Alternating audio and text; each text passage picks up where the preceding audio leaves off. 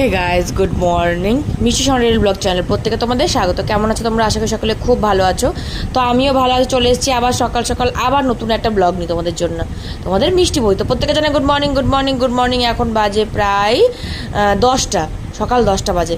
দেখতে পাচ্ছি আমি এখন মা আমাকে তেল মাখাতে বসে গেছে। মাথার মধ্যে আজকে তেল মাসাজ করছি আমি, যাকে বলে হেয়ার অয়েল মাসাজ। তো দেখো মাথায় তেল লাগিয়ে দিচ্ছে, আমি আরাম করে তেল মালিশ খাচ্ছি। আজকে এটুকুই ব্লগ তোমার সাথে শেয়ার করবো।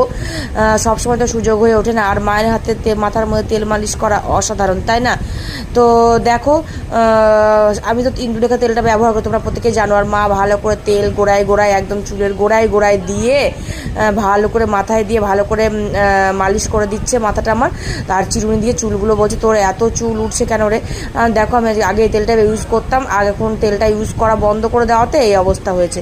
আবার আমি তেলটা ব্যবহার করছি, মায়ের সঙ্গে এইগুলোই কথা বাবু করে যাচ্ছি।